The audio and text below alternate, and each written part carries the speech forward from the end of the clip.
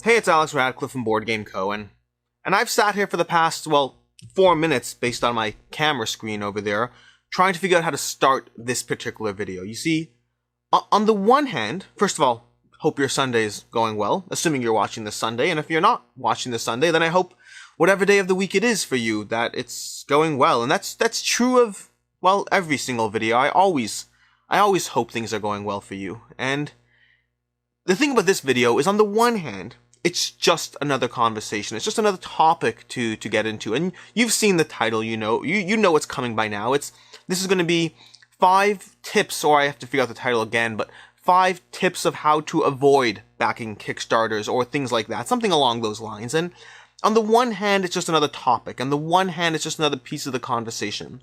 On the other hand, I think it's an important part of the conversation to have. And I know that this kind of creates a slightly dysfunctional relationship between us, in the sense that I sit there and I put out a video and Etherfields, back Etherfields now, you have to get this game, buy into the hype, you can't miss out on this, look what people are saying, and I do that. And then I follow it up with more videos, more Kickstarters you should back, more hype train, more all that. But that's not always the best thing. The goal with my channel, first of all, the goal of my channel is to have fun. That is always first and foremost. But past that, it's not about encouraging Meeple Overboard over there. It's not about encouraging FOMO behaviors, not in the slightest. There will be FOMO in Kickstarter, and I have another video planned at some point about why Kickstarter is the best addiction, another topic in itself, which basically means I go back and forth between telling you how I think you shouldn't spend your money and then getting you excited about spending money on board games. And it's an interesting one. I have a whole bunch of topics around this plan. I have a whole topic planned, a video specifically about not spending money you don't have and being wary of credit card debt, and that video will barely touch upon board games at all. It'll talk about being fiscally responsible, which can be a bit of a buzzkill for a channel all about buying board games. But my goal has never been to purely feed the hype train.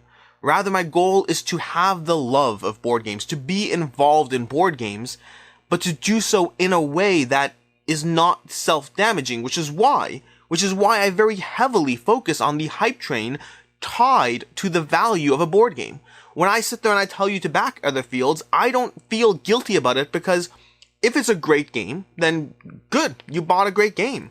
And if it's not a great game, you can hopefully resell it and get your money back, and you're none the worse off. I mean, granted, I'm sure there are people who get sucked into the hype train of my videos and don't resell their games, in which case, then I just feel bad. But it is what it is.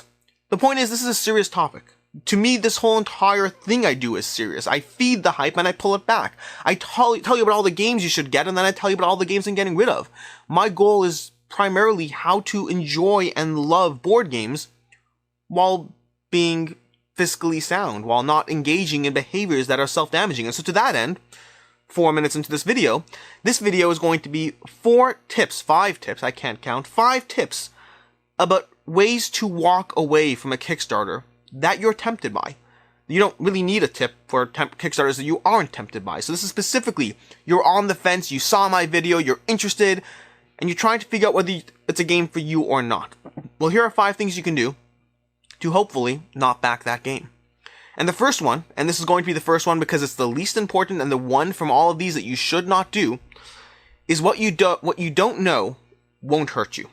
And the reason you shouldn't do this is because part of this would be unsubscribing from my channel. But just part of it, which is basically, and not just my channel, but it's the concept that as long as you remain in Facebook groups, as long as you remain in any group that is Kickstarter focused, as long as you subscribe to any content creators in any way who are involved in Kickstarters, you will see things that you didn't know that you wanted. That you genuinely didn't know that you wanted. How many times have you seen one of my videos for a game that wasn't on your radar? You weren't going to back it. You were perfectly content. And now you hit back. And again, if you get a game that is a good fit for your collection, or you get a game that you can sell for more than you paid it for, and having enjoyed the journey along the way, I do not apologize. But if for whatever reason you're finding yourself bought into the hype train and it's causing you to buy games that you shouldn't, how many times have you bought something that you didn't know you wanted because you're part of this community? Delete the Kickstarter app from your phone. Unsubscribe from any content creator who is selling you on this hype train. If you need a game badly enough, you may well know about it. I mean, I know that CMON's going to be putting out this Kickstarter and that Kickstarter and that Kickstarter, but how many Kickstarters do I know about because of what I'm doing here that I didn't know or care and that I backed? DEI, I just put out a video on DEI. I walked away from that game a year ago. I said no a year ago. And in the process of creating content for the channel, I remembered all the reasons I wanted to get it, and I had to fight that battle all over again. What you don't know won't hurt you. Genuinely. It's just not something that, it's not, what you don't know about will not hurt you, and you will not need to back those games. Number 2.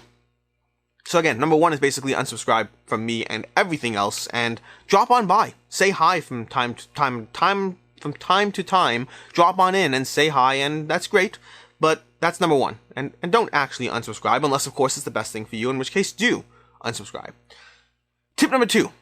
Look for excuses. And this is a bit of a catch-all, but this is something I talk about in a lot of my videos, and it's the idea that you should look for excuses to not back a game. Whatever that excuse might be, find something to push you away. That might be that the publisher has had an issue. Maybe CMON, sold their game at retail first, and that ticks you off. Now, for myself, I have all the reasons why I'm still going to back that game, but if it annoys you, if it frustrates you, and if you're like, well, I'm not going to back that game, good, that's fine, that is totally okay. Or perhaps, you don't like the miniatures in a game, and everything else about the game looks great, but the miniatures are turning you off. Walk away. Your friend is getting the game, and you're debating whether you need another copy. That's fine, walk away. Anything that might be a potential reason. The gameplay is uninspired, the art design is this, that designer, the last time they designed a game, you didn't like it. Whatever the reason might be, very often we find ourselves on the fence. We have another similar game in our collection. If you find yourself focusing on reasons why this is something you should not back, hold on to those. Grasp tightly to the idea that that is a legitimate reason, and there are 15 other Kickstarters that don't have those reasons. For me, one of those reasons is campaign games. I struggle with getting another campaign game to the table, and so I am that much more wary of them. I'm not saying no to them, but I'm that much more wary from them. Anything that you might have as a potential reason, hold on to it and hold on to it well, with the understanding that there are going to be 4 more Kickstarters in the next month that will still be a temptation, and they won't have that reason. So it's not that you're saying no to everything, it's not that you're being unreasonable, it's that you're picking from the cream of the crop. You're picking from the games that really draw you in, instead of the ones that mostly draw you in, but also have little nitpicks, whatever those nitpicks might be. Number 3, and this is one that I talk about in the general ecosystem of board games, not just Kickstarter, but it's definitely true on Kickstarter as well. How many games do you back each month? And how many new games do you play each month? It's just a simple mathematical question. I mean, take myself, for instance. I whenever I do my Kickstarter, what I back this month or whatnot, I used to be at around 2 per month, and it's been going up, I think, because of the content creation I'm doing, and it's been going up to probably closer to around 5 Kickstarters per month that I'm backing. Now, in my case, I play about 2 new games per week, so the math checks out. But ask yourself, how many new games are you playing? How many new games enter your collection? And how many Kickstarters are you backing each month? If you're backing 5 Kickstarters a month, that's 60 Kickstarters a year, 60 games a year. Are you adding that many new games a year to your collection? What are you doing here? Are you actually able to play and incorporate and add to your collection all these gigantic big box of a game that you're backing? Just do the math on how many games you're backing versus how many games you currently have versus how many unplayed games you currently have versus how many games that you have on your shelves that you haven't played since 4 years ago because it's an amazing, incredible experience, but you're constantly dealing with the newest stuff. Figure out what an appropriate number is for you in terms of, forget the finances. The finances are definitely a factor as well. Again, we'll talk about that stuff in other videos as well. Never back a game you can't afford. But forgetting that, just mentally allocate how many games a month can you truly dive into, can you truly experience. If you have Etherfields, Ultra Quest, Dwellings of Eldervale, and who knows how many games showing up at your door in a single month, and more the month after, and more the month after, in a cycle that never, ever ends, how many of those are you playing each month? Figure out that number for yourself. Figure out how many games you can do a deep dive into every single month. And then allocate yourself that many Kickstarters per month. Maybe that number is 2 for you. Maybe you've been backing 4 per month. Figure out the best 2 to choose and stick to it. And if one month is a particularly tight month and you need rollover, I get it. So roll it over. Build up that rollover where one month you don't back anything and that earns you 2 more for the next. Figure out a system that works for you, but limit yourself to a number of games that is actually viable to experience and enjoy, because otherwise you're just putting boxes on your shelf. Number 4, and related to, well, every single one of these on the list, is, are you someone who actually sells or trades the games that don't work for you? And that's relevant in a lot of different aspects, but let's just take the last reason as well, which is, the last one is, if you're getting too many games and you're not experiencing them, or you are experiencing them and they're not for you. My channel heavily focuses on the monetary resale aspect of games, of getting games that are not ripping you off by having you pay a premium and it'll be worth half as much when it hits retail. And the reason I do that is so that I can actually dismiss, and I do dismiss, some of the other reasons on this list. Very often I say, you know what, I'm not sure if it's a game for me because the minis don't appeal to me, but I'll still back it. Because I actually sell or trade those games. Tidal Blades is a good example. Tidal Blades is a game that I was on the fence about, and I said no to the Kickstarter, and then I got pulled in by the late pledge, and as the reviews started coming out, I think it's probably a solid game, but the negative reviews were focusing on the aspects of Tidal Blades that I was always concerned with to begin with. And so I turned around and I sold it, and that's fine because I know it's a game that held its value. I was able to sell it for roughly $20, $30 more than I paid for it, which means the value of my money locked up for a year paid for itself, and I got to enjoy the journey along the way. The initial appeal, the holding back, the joining, the seeing the updates, getting excited, getting less excited, selling it. It's an entire journey, but it's a journey that didn't actually negatively affect my wallet. But if you're someone who's not trading or selling these Kickstarters, and they're just coming in the door, and some of them are a fit for you, and others aren't, does it really make sense? Why are you spending so much money on Kickstarter? Why are you saying, you know what, I'll buy that one, and you know what, Alex said it's a good deal, so I'll sell it later. But what if you aren't? In which case, every single piece of this game will hold its value you've ever seen on this channel. Well, it doesn't really have that much meaning in that case. And lastly, reason number 5, and I'm sure I can come up with more, by the way, but these are just the 5 that sprung to mind. Reason number 5, it doesn't matter how good miniatures look if they are in the box. The next time you are looking at a Kickstarter page, that you are seeing those gorgeous renders pop up. I mean, look at Etherfields. Have you seen those miniatures? How gorgeous they look, how unique, how different from the rest, how they stand out in a crowded field. I mean, it's great. And if you're painting them, that's also great. And if you're displaying them on a shelf, that's amazing. If you're playing the game, that's excellent. How many times have you looked at a Kickstarter page, seen the most amazing miniatures, got pulled in by them? These are different than anything else in my collection. And then that game sits on your shelf unplayed. Or you get the game and you're just not quite as excited about the miniatures in real life. Those renders are amazing. In fact, you might even go back to the Kickstarter page and still be hyped up about the renders. If you can't admire it in person, if you aren't admiring those miniatures in person, then why did you get the game in person? Just start bookmarking those Kickstarters instead and look at the miniatures there, admire them from afar. They sometimes look better, let's be honest. And so, miniatures, doesn't matter how good they are, because they are a huge selling point on Kickstarter, we both know that. A mediocre game can be sold on the production quality of miniatures alone. But if you aren't playing the game, it doesn't matter how good those miniatures actually are.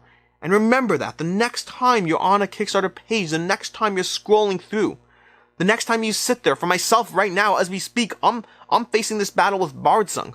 I'm looking at Bardsung and I'm saying, those are some cool miniatures. I like the new expansion, the optional buy they just dropped. I like that whole mech dungeon-y look going on. It does look different. But is the game different enough from other games in my collection that we'll see play? Why is it that when I am actively looking at my shelves to decide which campaign games have to go, which campaign games simply won't make the cut in a world of limited time and constantly having new and exciting games to play with? If I'm trying to cut all these, why am I looking at Bardsung? And the answer is miniatures, by the way. If it wasn't for the miniatures, I guarantee you I would not be looking at Bardsung. And I have to remember that. Bardsung checks a lot of boxes. It's a game that if I didn't know about, certainly wouldn't have hurt me. It's a game that has enough publisher issues that I should be walking away. They have had a few issues under their belt in terms of their past games just not doing as well as one would ideally like, and there are plenty of reasons to walk away from that. In terms of the number of games I'm backing each month, I'm certainly going to have to make hard decisions. There will be games that I have backed, and then I get them and I realize I don't have enough time, and I hopefully sell them right away because I don't want them to sit on my shelf languishing. I'd rather cash in on the hype right away, even when I realize I made a bad decision like Tidal Blades.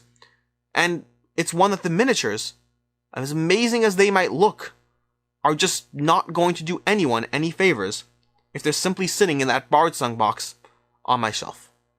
And that's basically everything, or at least the 5 reasons I have for this video. There's any number of other reasons you can throw in this. Think about, the Kickstarter failures you've had in the past. Think about the Kickstarters you've backed that were a terrible value. Any Kickstarter you backed where the whole thing was cheaper at retail and you're wondering, why did I pay an extra 30% to get and I paid that a year in advance and I got the game 2 months earlier than everyone else and I paid more and the ratings came in, they was poorly rated. I have a whole bunch of these videos planned. Top 10 worst rated Kickstarter games. That's a video I will be doing at some point in the future. The top 10 worst value Kickstarter games that plunged in value after the fact. I will be doing those. Because the nature of this dysfunctional relationship, and by the way, I am happy you're here. The nature of this dysfunctional relationship is that I will hype you up. I will sell you on some Kickstarters. And then I'll throw out a few videos reminding you why despite the hype, why despite everything else, you still have to choose wisely. And you still have to realize that sometimes games just aren't that great after the fact, and sometimes they don't hold their value.